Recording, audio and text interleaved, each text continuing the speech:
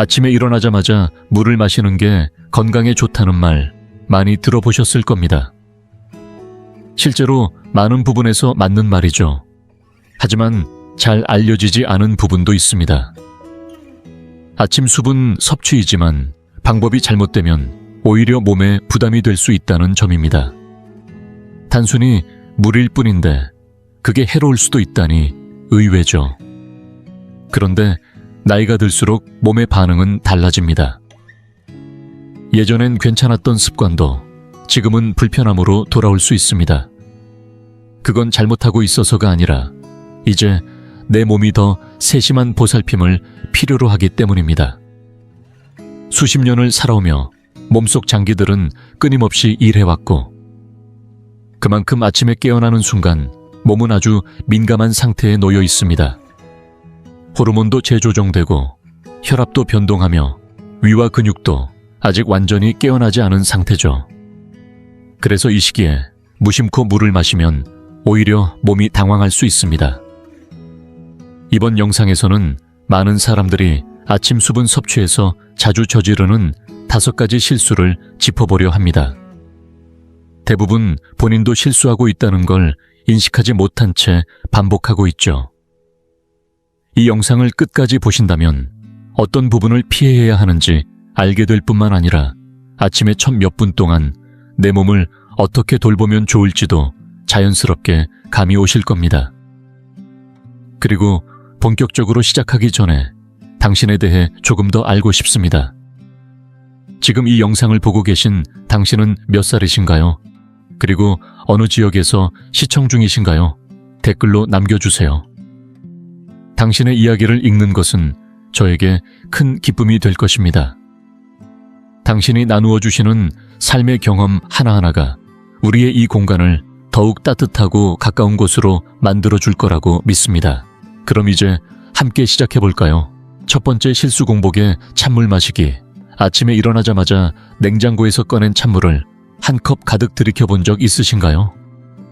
목이 마르기도 하고 입 안이 텁텁해서 시원한 물로 시작하면 상쾌할 거라 생각했는데 갑자기 속이 싸하게 뒤틀리거나 가슴팍을 타고 내려가는 차가운 기운에 몸이 움찔했던 기억 혹시 있으신가요? 어떤 분은 금세 어지러움을 느끼거나 머리가 지끈거리는 경험도 한다고 합니다. 그런데 대부분은 그 이유가 찬물 때문이라고는 생각하지 못하고 그냥 대수롭지 않게 넘기곤 하지요. 하지만 여기엔 우리가 나이 들수록 꼭 알아야 할 진실이 하나 숨어 있습니다. 사실 공복 상태에서의 찬물 한 잔은 우리 몸에 꽤 큰 충격을 줄 수 있습니다. 자는 동안 우리의 몸은 깊은 휴식과 회복의 상태에 들어갑니다. 장기들의 활동은 느려지고 위장은 거의 움직임을 멈추며 혈관도 살짝 수축된 채로 밤을 보냅니다. 그런데 그 조용한 회복의 흐름에 갑자기 얼음장 같은 물 한 컵이 들이닥치면 어떤 일이 벌어질까요? 마치 아직 시동도 제대로 걸리지 않은 자동차에 급브레이크를 밟는 것과 비슷한 일이 우리 몸 안에서 일어나는 셈입니다. 위 근육은 순간적으로 수축하고 혈관은 더 좁아지며 몸 전체가 경계 상태로 긴장하게 됩니다. 그리고 이런 반응은 나이가 들수록 훨씬 더 뚜렷하게 나타나고 회복하는데도 시간이 오래 걸리지요. 젊었을 땐 찬물이 상쾌하게 느껴지고 활력을 주는 것 같았을지 모르지만 나이가 들면 이야기 달라집니다. 신진대사는 느려지고 혈액순환은 예민해지며 천조절 능력도 떨어지기 때문에 차가운 물 한 잔이 오히려 몸을 위축시키고 기운을 빠지게 할 수 있습니다. 물이 나빠서가 아니라 아침이라는 시간과 우리 몸의 상태가 그 차가운 온도를 견디기에 적절하지 않기 때문입니다. 경기도 고양시에 사는 76세 정혜숙 할머니 이야기를 들려드릴게요. 이분은 평소에도 또렷한 분이시고 오랫동안 아침마다 냉장고에서 꺼낸 찬물을 한 컵 마시는 걸 습관처럼 지켜오셨습니다. 목이 깔끔해지고 정신이 맑아진다고 느꼈기 때문이죠. 그런데 어느 날부터인가 손끝이 차가워지고 배가 찌뿌듯하게 아프고 아침 시간이 유난히 더디고 불편하게 느껴지기 시작했습니다. 특별히 식사를 바꾼 것도 없고 몸이 아픈 것도 아닌데 말입니다. 그런데 병원에 들렀을 때 의사 선생님이 아주 작은 제안을 하나 해주셨다고 합니다. 찬물 대신 실온에 둔 물이나 미지근한 물로 바꿔보라는 것이었죠. 정혜숙 할머니는 그날 이후 물을 냉장고에 넣지 않고 아침에 마시기 전 잠시 놔두거나 따뜻한 물을 소량 섞어 마시기 시작했습니다. 단 일주일 만에 손끝의 냉기가 사라지고 위장이 편안해졌으며 아침 시간이 전보다 훨씬 부드럽고 안정적으로 느껴졌다고 하셨습니다. 단지 물의 온도를 바꿨을 뿐인데 말이죠. 이 이야기는 우리에게 이렇게 속삭입니다. 예전엔 잘 맞았던 습관이 지금의 몸에는 더 이상 어울리지 않을 수도 있다는 것. 수십 년을 묵묵히 지탱해준 몸에게 이제는 조금 더 부드럽고 따뜻한 배려를 건넬 때가 되었다는 뜻이지요. 가장 기본이 되는 물조차도 나이든 몸에게는 가볍게 흘러들어야 하는 존재라는 걸 기억하면 좋겠습니다. 혹시 오늘 아침도 냉장고 문을 열고 차가운 물부터 찾으셨다면 내일은 한번 실온의 물로 시작해보세요. 단지 물 온도를 바꾸는 것만으로도 아침의 감각이 얼마나 달라질 수 있는지 몸이 직접 말해줄 것입니다. 변화는 거창하지 않아도 됩니다. 다만 그 변화가 몸에 부드럽게 닿을 수 있다면 그것만으로도 충분히 새로운 하루가 시작될 수 있습니다. 두 번째, 실수물을 너무 빠르게 마시는 습관. 아침에 눈을 뜨자마자 목이 바짝 마른 느낌, 입안이 텁텁하고 뭔가를 얼른 삼키고 싶어지는 그 순간. 많은 분들이 그저 반사적으로 물 한 잔을 단숨에 들이키곤 합니다. 컵을 들고 벌컥벌컥 마셔버리면 속이 시원해지는 것 같고 이제 하루가 시작됐구나 하는 기분도 들지요. 하지만 바로 그 습관이 생각보다 더 많은 부담을 몸에 주고 있다는 사실 알고 계셨나요? 특히 아침 기상 직후 몸은 아직 완전히 깨어나지 않은 상태입니다.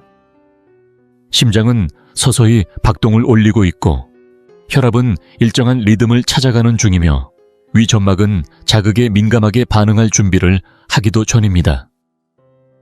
이런 예민하고 조율 중인 몸속에 갑자기 한 컵 가득 찬 물이 쏟아져 들어간다면 어떻게 될까요? 위장이 갑자기 부풀어 오르고 트림이 나오거나 속이 더부룩해지며 심한 경우 어지럽거나 울렁거리는 증상까지 이어질 수 있습니다. 가슴이 두근거리거나 이유 없이 불편한 느낌이 드는 사람들도 있습니다. 많은 이들이 그것이 단순한 컨디션 문제라고 생각하지만 알고 보면 물을 너무 빠르게 마시는 것이 원인인 경우가 많습니다. 문제는 물 자체가 아니라 그 속도에 있습니다. 단숨에 들이마시듯 마시게 되면 몸은 흡수를 준비할 시간조차 없이 갑작스러운 수분 폭탄을 맞게 됩니다. 신장은 과하게 작동하기 시작하고 전해질 균형이 급격하게 흔들립니다. 특히 고령자처럼 체내 시스템이 민감하게 반응하는 경우 이러한 변화는 하루 내내 피로감, 무기력함 혹은 두통과 같은 증상으로 이어지기도 하지요. 대전에 사는 72세의 김성호 씨는 은퇴 후에도 매일 아침을 규칙적으로 시작하는 분이었습니다. 오랫동안 체육교사로 일하며 몸 관리를 잘 해왔고 아침마다 일어나자마자 물 한 병을 꺼내 단숨에 마시는 습관이 있었습니다. 본인은 그게 건강을 위한 좋은 루틴이라고 믿어왔지요. 하지만 어느 날부터인가 아침만 되면 이상하게 어지럽고 멍한 기분이 자주 찾아왔습니다. 병원에서도 특별한 이상은 없었고 약도 달라진 게 없었습니다. 그러다 문득 의사와의 상담 중 물 마시는 방식에 대해 이야기가 나왔고 그제야 원인을 알게 된 겁니다. 그 후 김성호 씨는 물을 마시는 습관을 바꾸었습니다. 단숨에 들이키던 걸 멈추고 아침 기상 후 15분에서 20분에 걸쳐 천천히 물을 조금씩 마셨습니다.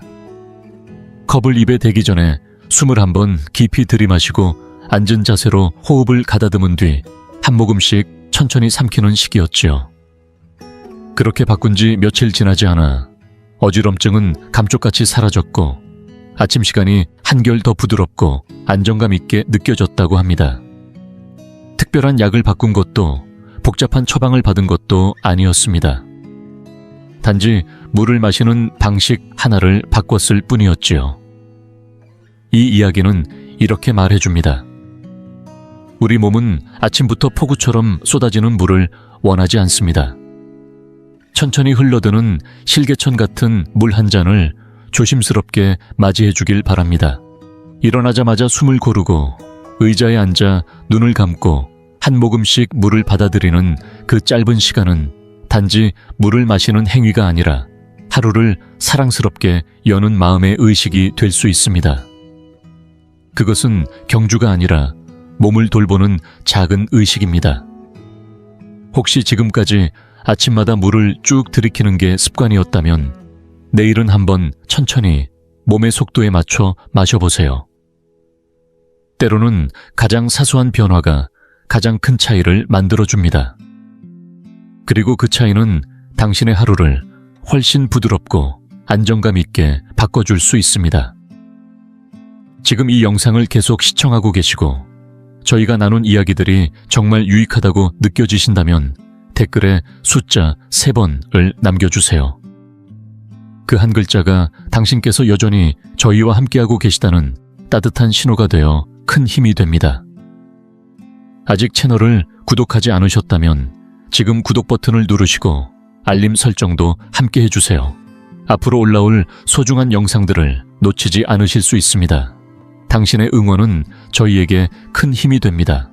당신 덕분에 저희는 정보를 전하고 마음을 나누며 조금이나마 희망의 빛을 전할 수 있는 영상을 계속 만들 수 있습니다. 앞으로도 저희와 함께 걸어가 주세요. 감사합니다. 3번째, 실수 밤새 놓아둔 플라스틱 병의 물. 혹시 당신도 잠자기 전에 플라스틱 물병 하나를 머리맡에 올려두는 습관이 있으신가요? 한밤중에 갈증이 날 수도 있고 아침에 일어나자마자 물 한 모금 마시기 편하니까요. 가까이에 있고 익숙하고 건강을 챙기는 느낌도 들어서 참 좋은 습관이다 생각하신 분들도 많을 겁니다. 하지만 우리가 미처 알지 못했던 사실이 하나 있습니다. 그렇게 편하게 마시는 그 물이 나도 모르게 내 몸속에 원하지 않는 것들까지 함께 들여보내고 있다는 사실입니다. 플라스틱 병 속에 밤새 담겨 있었던 물, 특히 여름철처럼 실내 온도가 높은 날엔 더 위험할 수 있습니다.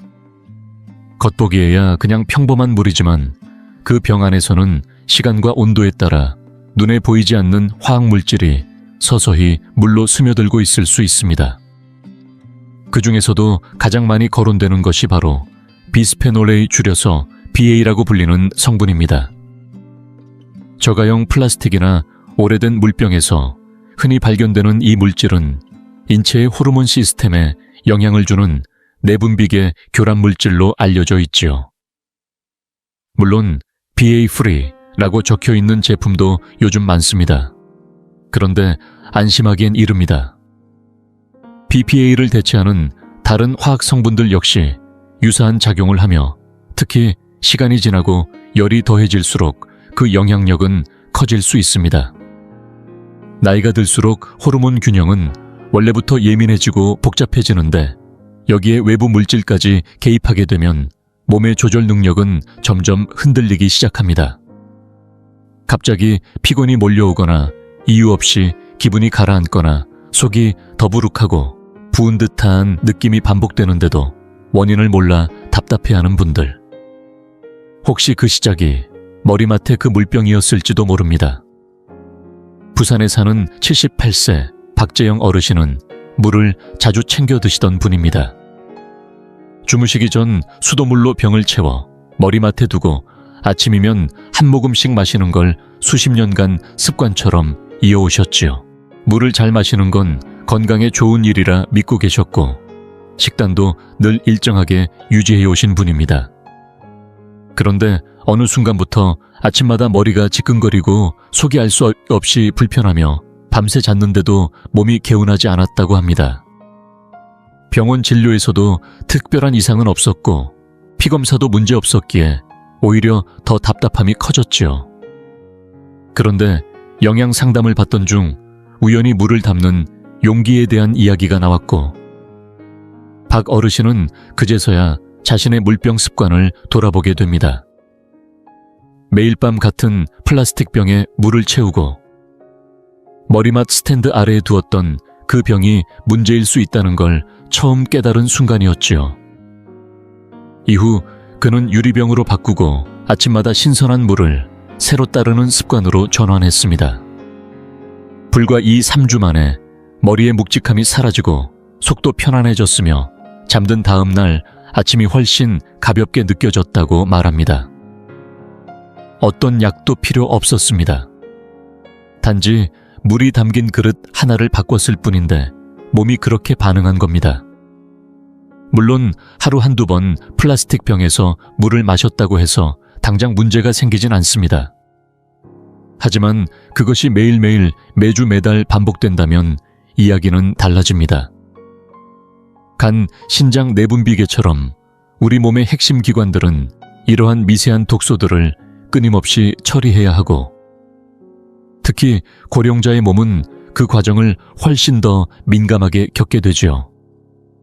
그래서 오늘 밤 혹시 플라스틱 병 하나를 침대 옆에 두셨다면 작은 변화 하나를 고민해 보셔도 좋겠습니다.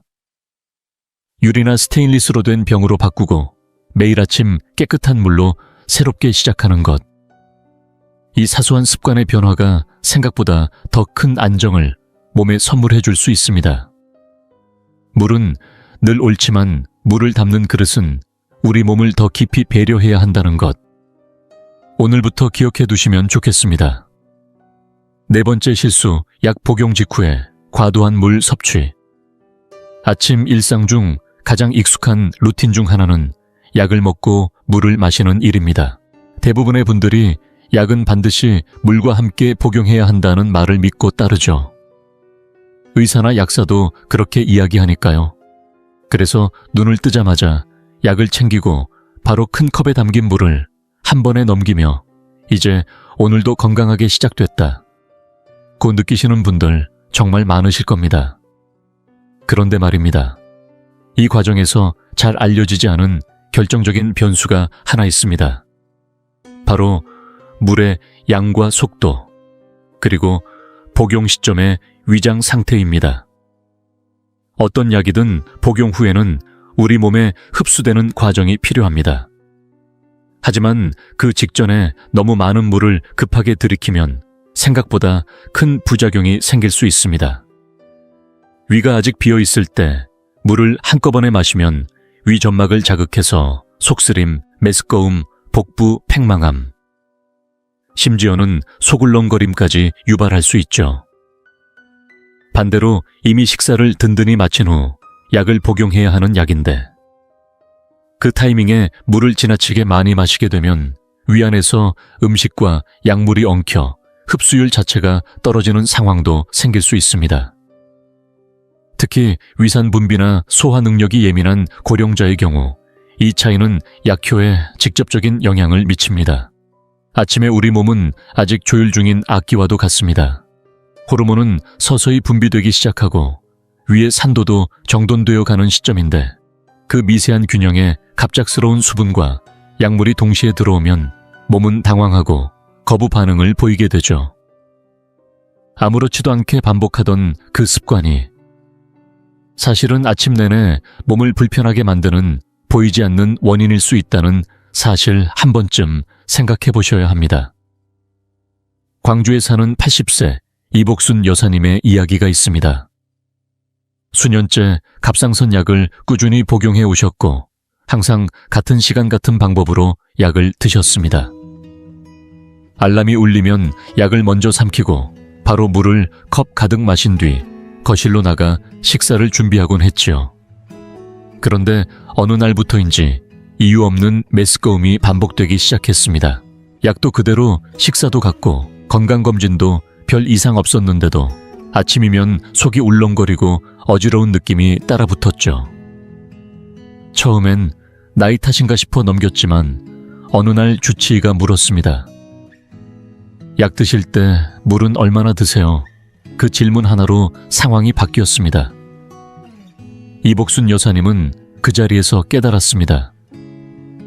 자신은 매일 아침 공복 상태에서 너무 많은 양의 물을 한 번에 마시고 있었던 것이었습니다. 이후부터 그녀는 습관을 바꿨습니다.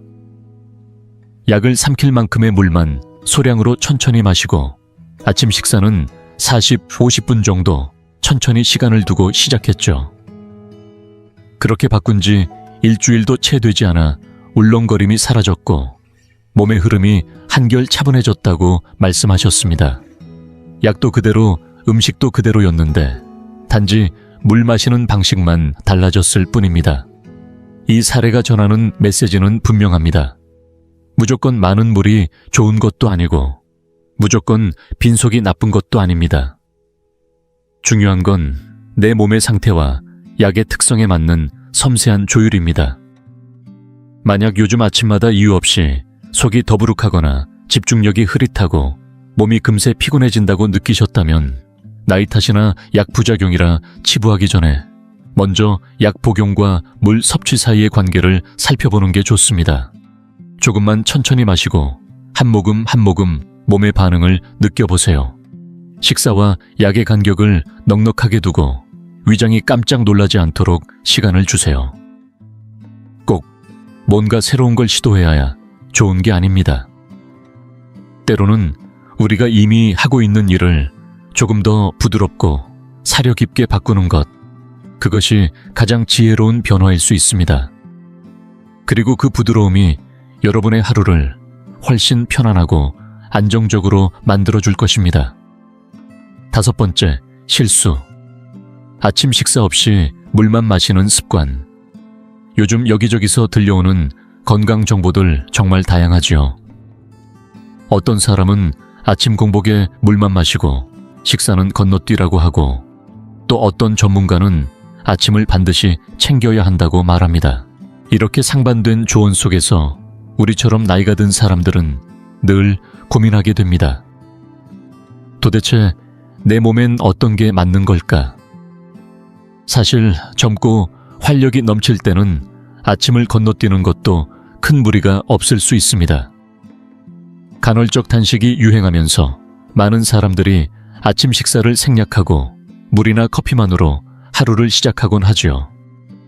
처음엔 체중이 조금 빠지는 것 같기도 하고 몸이 가벼워지는 느낌도 들 수 있습니다.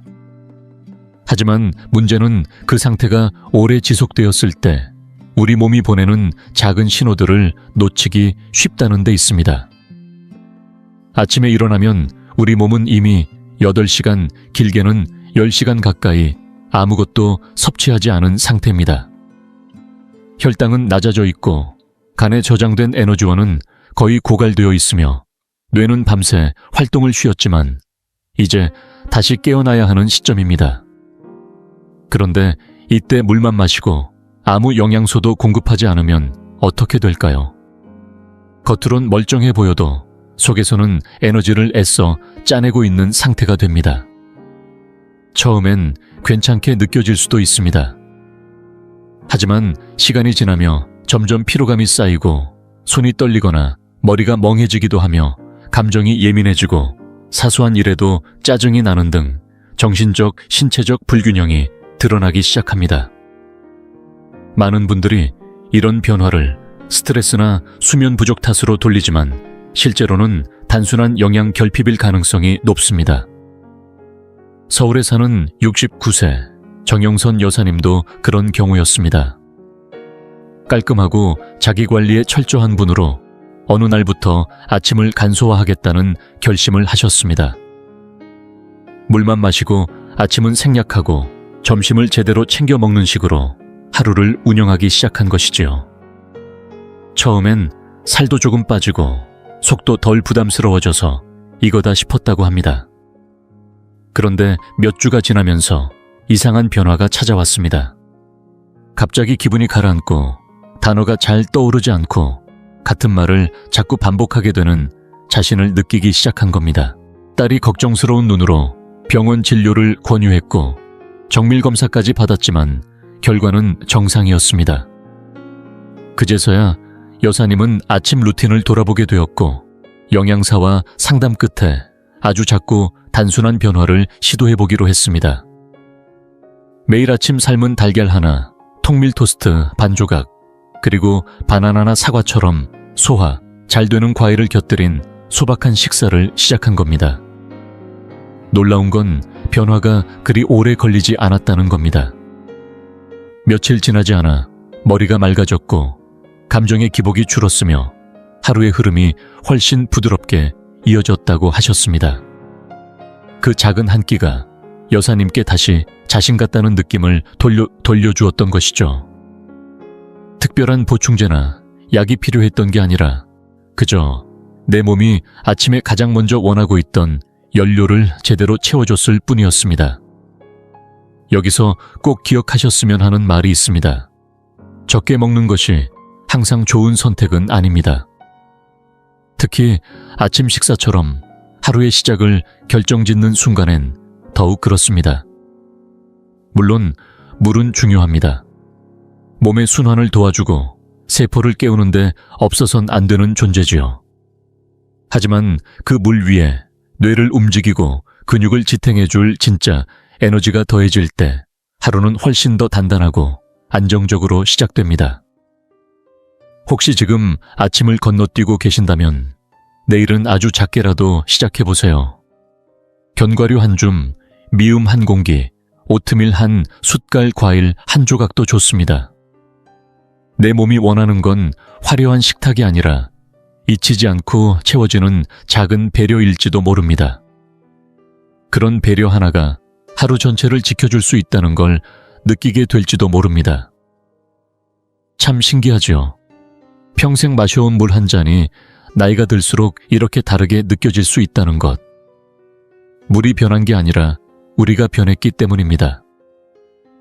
이제 우리의 몸은 훨씬 더 섬세하고 지혜로워졌습니다.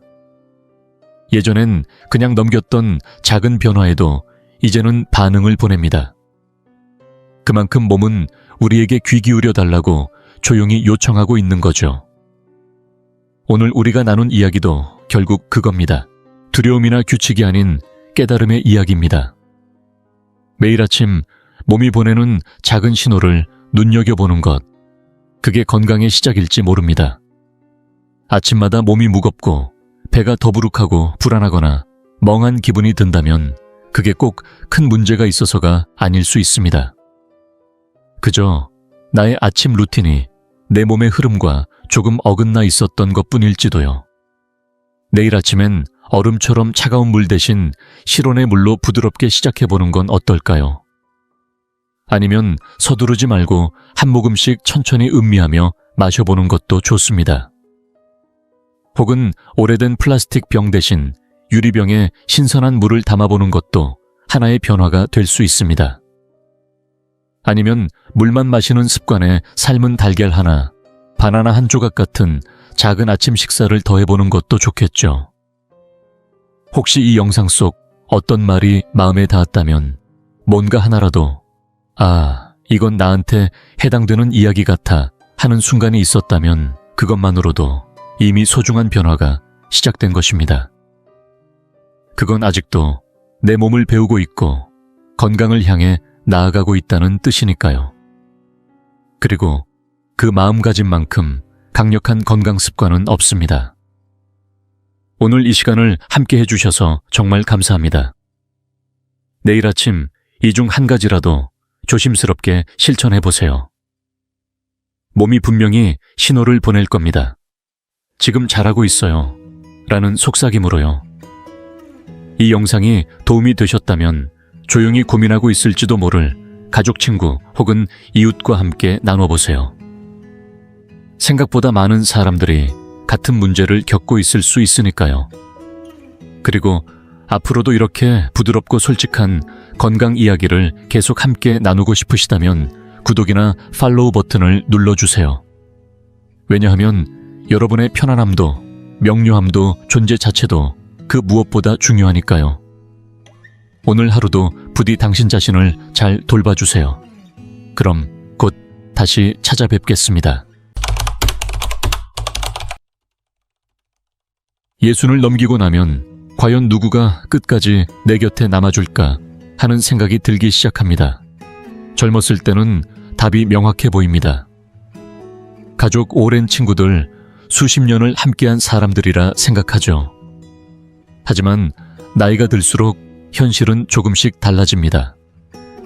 삶의 방향이 바뀌고 사람들은 바빠지며 우선순위는 자연스럽게 이동합니다.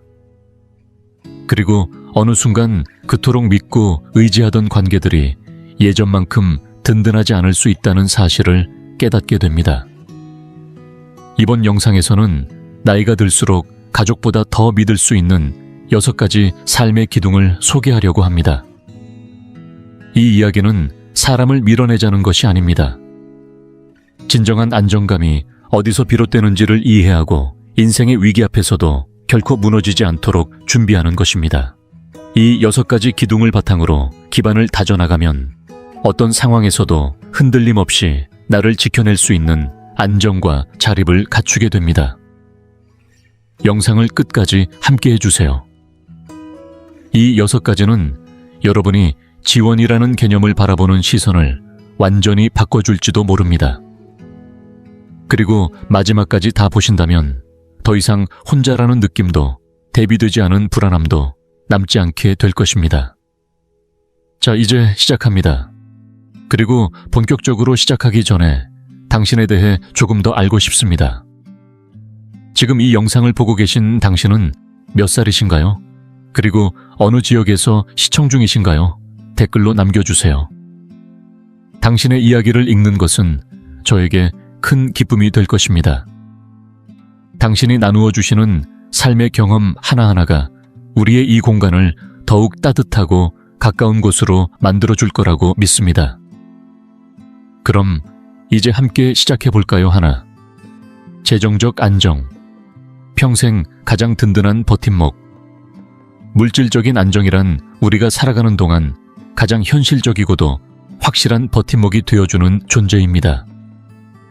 나이가 들수록 진정으로 의지할 수 있는 것은 누군가의 손길이 아니라 스스로 준비해둔 재정적인 기반이라는 사실을 깨닫게 됩니다. 돈이 행복을 보장해주진 않지만 분명히 안정과 자유, 그리고 마음의 평온을 가져다 줍니다. 예순을 넘기면서 많은 이들은 가족에게 경제적인 도움을 받는 것이 하나의 대안이라고 여기지만 실제로는 위험한 선택일 수 있습니다.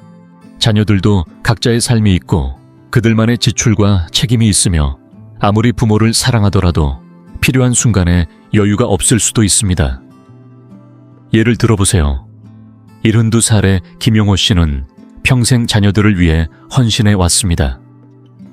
대학 등록금을 지원해주고 급할 때는 돈을 빌려주기도 했으며 언제든 연락하면 달려가 도와주곤 했습니다. 그는 나중에 자신이 어려워지면 당연히 자녀들이 도와줄 것이라 믿었습니다. 그러나 어느 날 갑작스러운 병원비로 인해 모아둔 돈이 바닥나자 자녀들에게 도움을 요청했고 그제서야 알게 됐습니다. 자녀들 역시 주택대출, 생계비 자녀 양육 등으로 여유가 없었던 것입니다. 그것은 그들이 부모를 외면해서가 아니라 삶이란 것이 늘 예측대로 흘러가지 않기 때문입니다. 그래서 재정적인 안정은 나이가 들수록 더욱 중요해집니다. 부자가 되라는 말이 아닙니다. 위기의 순간에도 휘청이지 않도록 미리 준비된 사람이 되자는 이야기입니다. 비상시를 대비한 계획, 꾸준한 수입원, 그리고 자신의 돈을 스스로 관리할 수 있는 능력, 이 3가지가 뒷받침되어야만 타인의 도움 없이도 존엄을 지키며 살아갈 수 있습니다. 지금 당신이 예순을 넘었다면 스스로에게 물어보아야 할 질문들이 있습니다. 갑작스러운 의료비나 사고에 대비해 충분한 저축이 마련되어 있는가? 은퇴 이후의 소득은 안정적인가? 경제적 위험 요소들을 미리 줄여놓았는가? 만약 이 질문에 자신 있게 그렇다고 답할 수 없다면 지금이 바로 행동을 시작할 때입니다. 현명하게 예산을 세우고 불필요한 빚을 피하며 장기적으로 안정성을 가져다 줄 수 있는 자산에 투자하는 법을 배워야 합니다. 시간이 지나고 나서야 대비하지 않은 과거를 후회하지 않도록 오늘부터라도 작은 실천을 쌓아가는 것이 중요합니다. 왜냐하면 결국 인생의 어떤 고비를 만나더라도 끝까지 당신 곁을 지켜주는 단 하나의 버팀목은 바로 당신 자신의 재정적 기반이기 때문입니다. 2. 신체 건강. 스스로 지켜야 할 자유의 기반 사람이 살아가며 절대로 남이 대신해 줄 수 없는 것이 있다면 그것은 바로 자신의 건강입니다. 아무리 많은 사랑과 돈 주변의 도움이 있어도 몸이 무너지면 결국 삶의 자유는 무너지고 맙니다. 예순을 넘기고 나면 우리의 몸은 두 가지 얼굴을 드러냅니다. 스스로에게 가장 든든한 동반자가 될 수도 있고 반대로 가장 큰 장애물이 될 수도 있는 것입니다. 경제적으로 아무리 여유가 있더라도 건강을 잃으면 아무 의미가 없어집니다. 자녀들이 아무리 부모를 아끼고 걱정해준다 해도 대신 운동을 해줄 수는 없습니다. 올바른 식사를 대신 해줄 수도 없고 노화의 속도를 막아줄 수도 없습니다. 건강은 결국 내 몫이고 내가 책임져야 할 유일한 영역입니다. 많은 사람들이 그때가 되면 누군가가 돌봐주겠지 라고 생각하며 건강 관리를 뒤로 미루지만 현실은 그렇게 녹록지 않습니다. 가족이 아무리 사랑하더라도 그들도 각자의 삶과 일상이 있기 때문에 언제나 곁에서 간병인이 되어줄 수는 없는 법입니다. 결국 타인에게 건강을 맡기는 삶은 무력감 속에서 흔들리기 쉽습니다. 그래서 지금 이 순간 건강을 삶의 가장 중요한 투자처로 여겨야 합니다. 은퇴 후 여유로워진 시간을 어떻게 쓰느냐에 따라 남은 인생의 질이 결정되기도 합니다. 예를 들어 68세의 박성우 씨는 젊은 시절 늘 활기차고 활동적인 사람이었습니다. 하지만 은퇴 후 조금 쉬었다, 다시 시작하지 뭐라는 생각에 몸 관리를 등한시하기 시작했습니다. 어느 순간부터 조금씩 체력이 떨어졌고 움직임이 둔해지면서 사소한 일상조차 버겁게 느껴졌습니다. 자녀들이 틈틈이 찾아오긴 했지만 매일 옆에서 도와줄 수는 없었습니다. 그러다 어느 날 그는 자신이 다시 삶을 주도하려면 지금 당장 건강을 되찾아야 한다는 사실을 깨달았습니다. 내년도 아니고 다음 달도 아닌 바로 지금이었습니다. 건강 관리는 올림픽 선수처럼 혹독하게 할 필요는 없습니다. 중요한 건 작지만 꾸준한 실천입니다. 매일 몸을 움직이고 몸에 이로운 음식을 먹으며 정기 검진을 성실히 받는 것만으로도 큰 차이를 만들어냅니다. 만약 요즘 가슴이 답답하거나 걷는 것이 힘들어졌거나 이전보다 쉽게 지친다고 느낀다면 그 신호들을 더는 외면하지 마세요. 그 경고를 무시한 대가는 생각보다 클 수 있습니다. 오늘 내가 내리는 건강한 선택 하나하나가 미래의 나를 지켜주는 보호막이 되어줄 것입니다. 결국 당신에게 가장 믿을 수 있는 지원군은 자녀도 형제도 친구도 아닙니다. 가장 강력한 지원은 바로 스스로를 지키고 움직일 수 있는 건강한 몸입니다. 지금 내가 건강을 얼마나 우선순위에 두고 있는지에 따라 훗날 누군가에게 기대야 할 필요가 줄어들고 나만의 삶을 스스로 유지할 수 있는 기반이 마련됩니다. 노년의 진짜 자유는 스스로 움직일 수 있는 몸에서부터 시작됩니다. 지금 이 영상을 계속 시청하고 계시고 저희가 나눈 이야기들이 정말 유익하다고 느껴지신다면 댓글에 숫자 2를 남겨주세요. 그 한 글자가 당신께서 여전히 저희와 함께하고 계시다는 따뜻한 신호가 되어 큰 힘이 됩니다. 아직 채널을 구독하지 않으셨다면 지금 구독 버튼을 누르시고 알림 설정도 함께 해주세요. 앞으로 올라올 소중한 영상들을 놓치지 않으실 수 있습니다.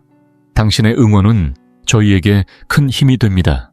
당신 덕분에 저희는 정보를 전하고 마음을 나누며 조금이나마 희망의 빛을 전할 수 있는 영상을 계속 만들 수 있습니다.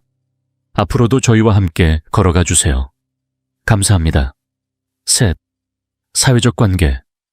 외로움을 막아주는 보이지 않는 방패. 나이가 들수록 많은 이들이 실수하는 것 중 하나는 자신도 모르는 사이에 점점 사람들과의 연결을 줄여간다는 점입니다. 처음엔 자연스럽게 찾아오는 변화일 수 있습니다.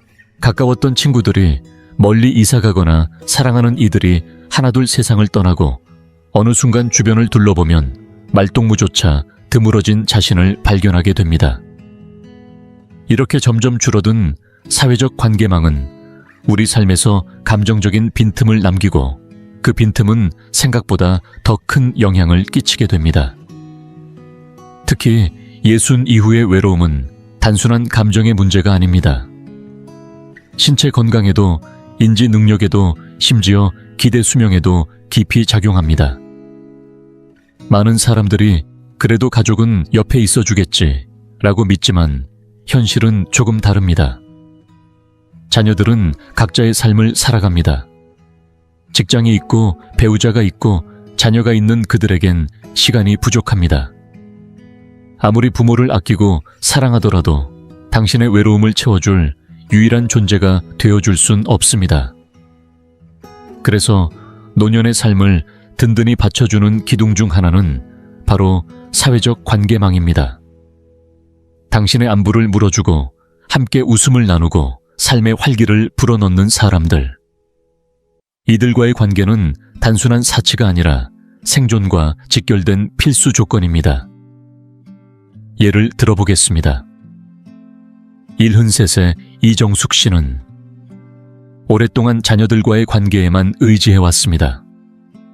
두 아들이 있었고 그들 모두 어머니를 진심으로 사랑했지만 시간이 지나며 현실은 달라졌습니다. 직장 육아, 일상 속 바쁜 일정으로 인해 예전처럼 자주 찾아오거나 긴 대화를 나누긴 어려워졌습니다. 여전히 전화는 오지만 점점 횟수가 줄어들고 주말마다 함께하던 식사 자리도 잊힌 채 시간이 흘렀습니다. 이정숙 씨는 어느 날 깨달았습니다. 전화를 기다리는 삶이 아닌 스스로 관계를 만들고 움직여야 한다는 사실을요. 그녀는 용기를 내어 오래된 친구에게 연락했고 동네 노인복지관의 모임에도 참여하기 시작했으며 그동안 미뤄왔던 서예를 배우며 새로운 사람들을 만나기 시작했습니다. 그렇게 그녀의 삶에는 다시 말소리와 웃음 소속감이 찾아왔고 더 이상 자녀의 전화 한 통에 의존하지 않아도 마음이 외롭지 않았습니다. 이처럼 친구 관계 지역 모임 또는 일상 속에서 마주치는 사람들과의 가벼운 인사까지 모두가 감정적 안정감을 만들어주는 소중한 연결입니다. 동네 마트 직원과의 짧은 안부 인사, 매주 찾는 도서관에서의 책 이야기, 노래교실에서의 웃음 한 자락. 이 모든 것이 나는 누군가와 연결되어 있다는 감각을 만들어줍니다. 지금 당신 곁에 있는 사람들 중 진심으로 웃음을 주고 마음을 환기시켜주는 사람이 누군지 한번 떠올려 보세요. 만약 뚜렷하게 떠오르지 않는다면 지금이 관계의 폭을 넓혀야 할 시점일지도 모릅니다. 왜냐하면 결국 나이 들어 가장 단단한 사회적 안전망은 단순한 동행자가 아닌 삶의 가치를 일깨워주는 사람들로부터 만들어지기 때문입니다. 인생의 모든 시기를 더욱 풍요롭게 만드는 건 함께 웃고 대화 나눌 수 있는 그 한 사람, 그리고 그 사람과의 소중한 연결입니다. 넷, 삶의 목적. 내면에서 타오르는 불꽃 노년기에 접어들면서 많은 이들이 간과하는 중요한 버팀목 중 하나는 다른 사람이 아닌 자신만의 삶의 목적입니다. 예순을 넘어서면 인생의 속도가 서서히 느려지고 오랫동안 삶의 의미를 부여해왔던 역할들이 하나씩 옅어지기 시작합니다. 부모로서의 역할, 직장인으로서의 정체성, 누군가를 돌보는 책임감, 그 무게들이 점차 가벼워지는 대신 공허함이 자리를 채우곤 합니다. 자녀들은 자립하고 더 이상 나를 필요로 하지 않는 듯한 시간들이 흘러갑니다.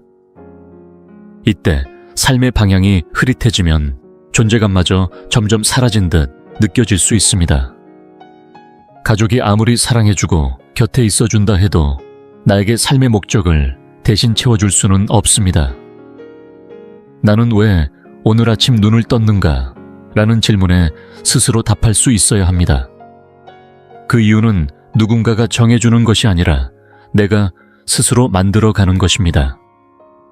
그것이 취미든 사명감이든 누군가를 위한 작은 봉사든 삶의 목적은 하루하루를 살아가게 하는 정신적인 나침반이 됩니다.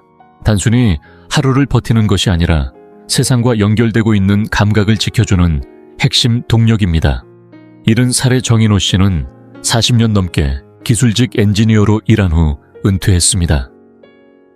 처음엔 여유로운 삶이 반가웠고 늦잠을 자고 책을 읽으며 여유로운 일상을 즐겼지만 몇 달이 지나자 마음속에 채워지지 않는 허전함이 자리 잡기 시작했습니다.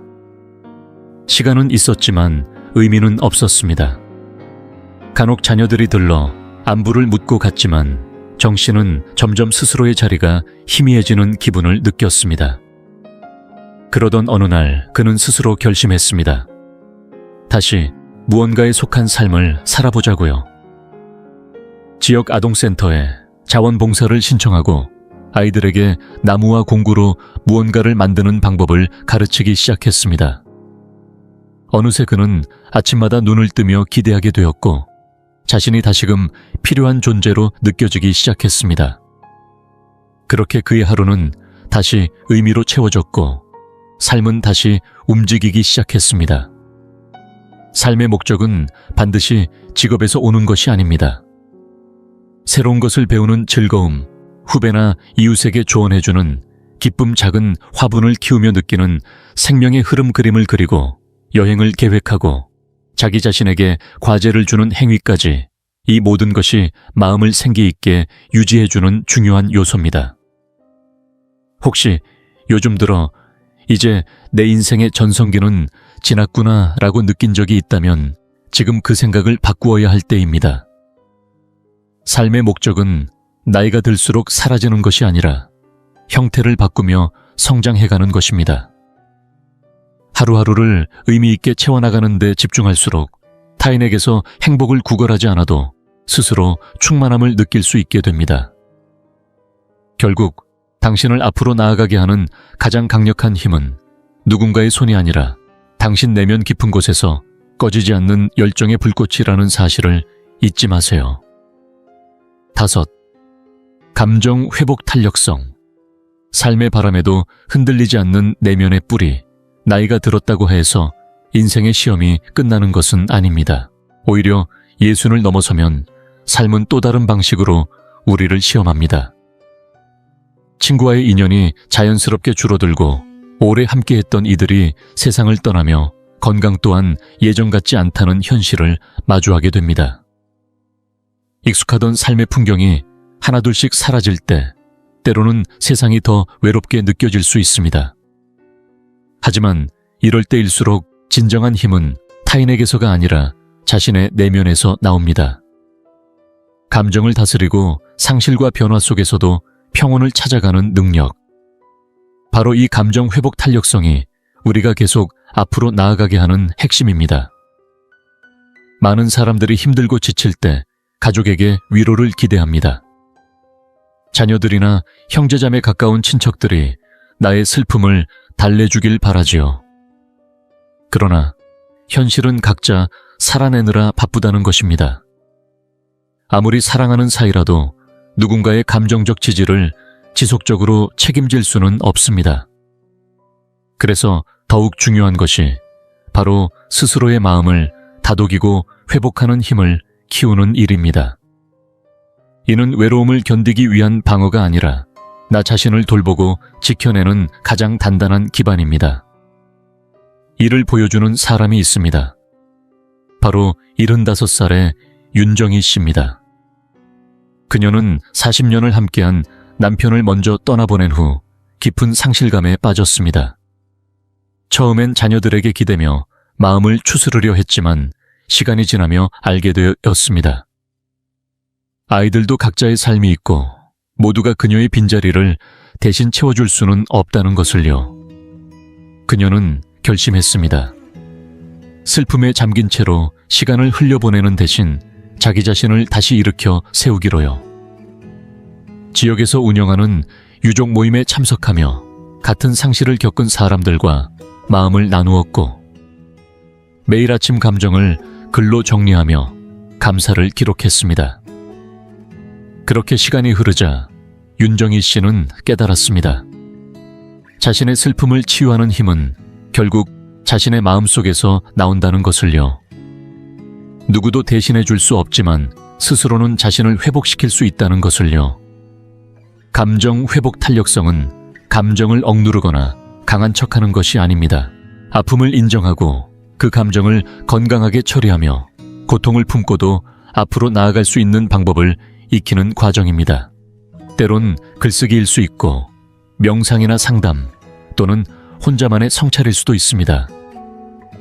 중요한 것은 이런 감정의 배출구를 통해 내 안에서 평화를 찾아나가는 것입니다. 누군가에게 기대지 않고도 스스로를 위로할 수 있는 힘을 기르는 것, 그것이야말로 어떤 상황에서도 나를 지켜줄 수 있는 가장 강력한 방어막입니다. 인생은 늘 예기치 못한 바람을 불어오지만 그 속에서도 스스로 중심을 잡고 설 수 있는 사람은 쉽게 무너지지 않습니다. 감정 회복 탄력성을 꾸준히 길러나간다면 더 이상 타인의 말 한마디에 의지하지 않아도 괜찮을 것입니다. 왜냐하면 결국 기쁨이든 슬픔이든 인생의 모든 순간을 끝까지 함께 견뎌내는 사람은 타인이 아닌 바로 당신 자신이기 때문입니다. 6. 변화에 대한 적응력. 멈추지 않고 흐르는 삶에 맞춰 유연해지는 법. 예순을 넘긴 삶에서 한 가지 분명한 진실이 있다면 그것은 아무것도 예전 그대로 머무르지 않는다는 사실입니다. 사람은 변하고 상황은 바뀌며 한때 당연하게 여겼던 것들도 어느 순간 낯설고 불확실해집니다.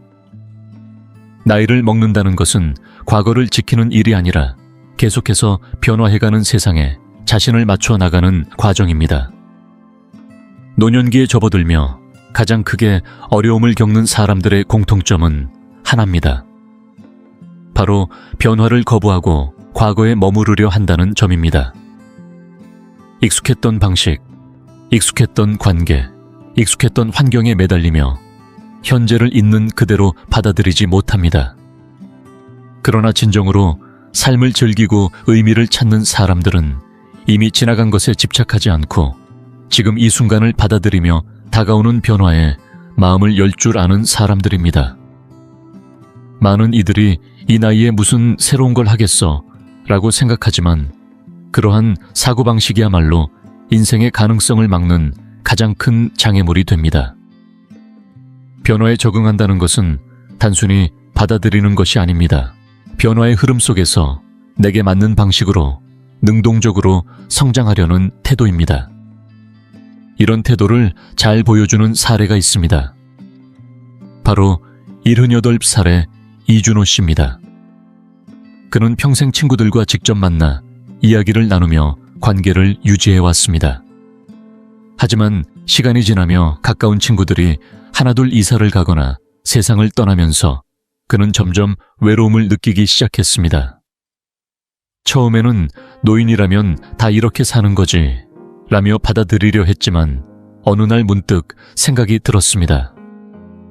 꼭 이렇게 살아야 하나?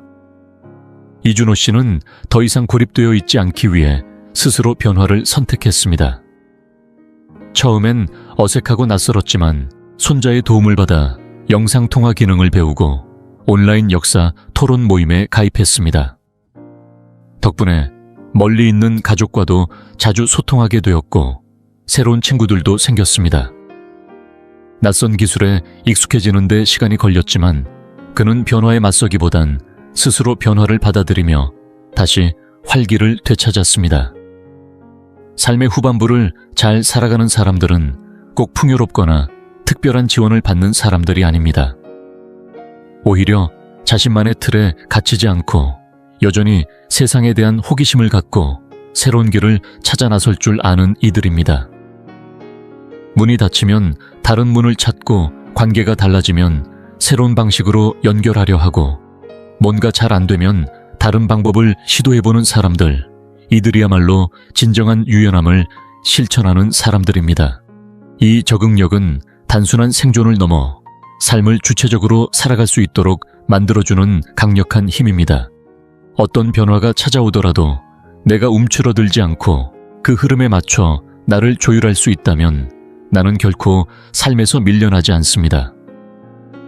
오히려 모든 변화는 새로운 것을 얻을 기회가 될 수 있습니다. 익숙했던 문이 닫힐 때 인생은 다른 방식으로 문을 열어줍니다.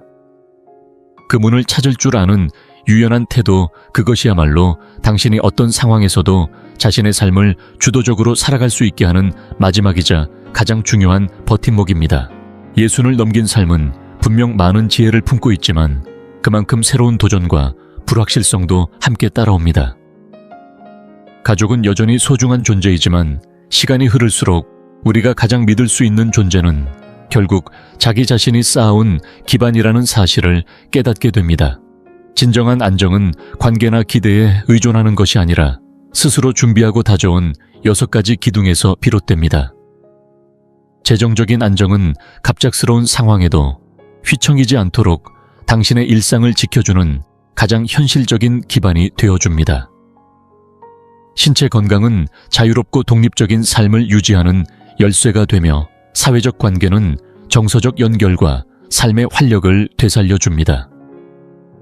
삶의 목적은 나이를 떠나 하루를 살아갈 이유를 만들어주고 감정 회복 탄력성은 예상치 못한 상실과 고통 속에서도 다시 일어설 수 있는 힘을 길러줍니다. 그리고 변화에 대한 적응력은 계속 변해가는 세상 속에서도 주도적으로 살아갈 수 있게 만드는 가장 유연한 무기입니다. 이 6가지가 서로 연결되고 균형을 이루었을 때 당신은 어떤 상황 속에서도 흔들리지 않고 중심을 잡을 수 있습니다. 누구에게 의지하지 않아도 괜찮다는 자신감, 외로움 앞에서도 스스로를 지켜낼 수 있는 단단한 자립심, 그리고 더 이상 누군가가 내 삶을 책임져 주길 바라지 않아도 되는 평온함. 이 모든 것은 바로 당신 안에 이미 존재하는 힘입니다. 이 6가지를 삶 속에서 하나하나 실천하며 다져간다면 그 어떤 시련 속에서도 결코 무력하지도 외롭지도 준비되지 않은 사람으로 남지 않을 것입니다. 진정한 안정감은 누군가가 나를 지켜줄 거야 라는 희망에서 오는 것이 아니라 나는 이미 나를 지킬 준비가 되어 있다는 확신에서 비롯됩니다. 이 영상이 유익하고 흥미로우셨다면 주저하지 마시고 좋아요를 눌러주시고 채널 100세 인생 이야기를 구독해주세요. 또한 이 영상이 필요할 것 같은 분들에게 공유해 주시면 큰 힘이 됩니다. 여러분의 응원 덕분에 100세 인생 이야기는 앞으로도 의미 있는 콘텐츠를 통해 노후의 삶에 실질적인 정보와 가치를 전해드릴 수 있습니다. 함께해 주셔서 진심으로 감사합니다. 다음 영상에서 다시 뵐 수 있기를 기대하겠습니다.